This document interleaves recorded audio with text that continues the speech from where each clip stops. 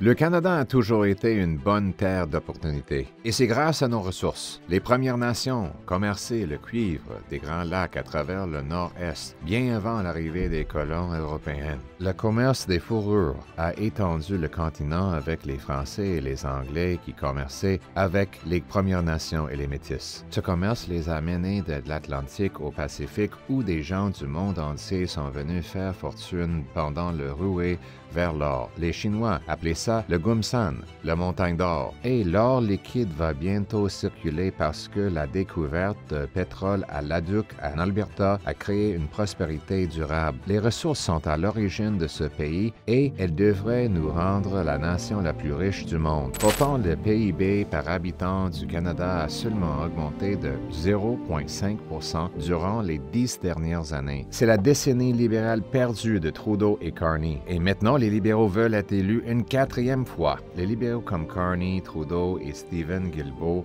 ont laissé des projets bloqués par des réglementations empêchant de libérer leur potentiel. Une décennie libérale perdue, effectivement. Par exemple, il faut maintenant 17 ans pour qu'une mine soit approuvée en raison d'une montagne de permis d'autorisation et de processus réglementaires. Le temps moyen pour réaliser une mine est près de 25% plus long au Canada qu'en Australie et 40% plus long qu'aux États-Unis. La différence, l'Australie et les États-Unis travaillent avec ceux qui bâtissent de grands projets, pas contre eux. Donc, est-ce que c'est surprenant que le PIB par habitant de l'Australie a augmenté 16 fois plus vite que celui du Canada et que celui des États-Unis a augmenté 40 fois plus vite qu'au Canada? C'est pas surprenant. On doit redécouvrir ce qu'on sait de notre histoire. On ne peut pas bloquer la route de la prospérité. C'est pourquoi j'annonce mon plan simple et rapide pour éliminer les barrières bureaucratiques et bâtir les projets nécessaires. On va créer ainsi des emplois et des chèques de paie pour les Canadiens. Mon gouvernement conservateur va mettre en place un guichet unique pour les entreprises.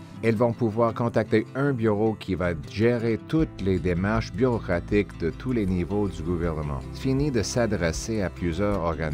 Un seul point de contact va s'ouvrir. 2. On va effectuer un seul examen environnemental pour chaque projet, plutôt que de faire plusieurs examens qui se recoupent et n'importe aucun avantage écologique supplémentaire. On va tout regrouper en un seul examen efficace en accord avec les autres niveaux de gouvernement. 3.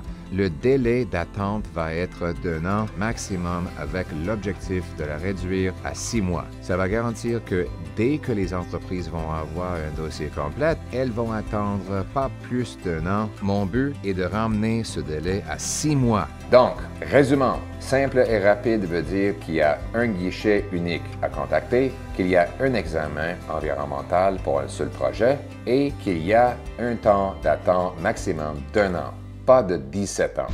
Simple et rapide.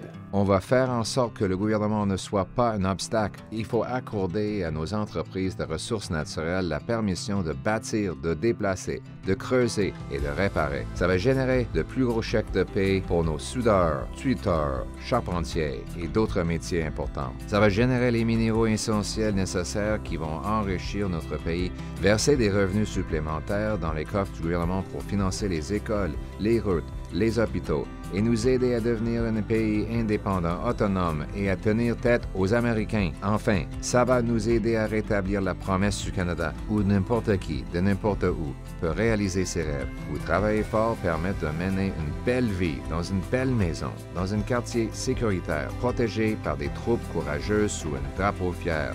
Le Canada d'abord, ramenant le gros bon sens chez nous.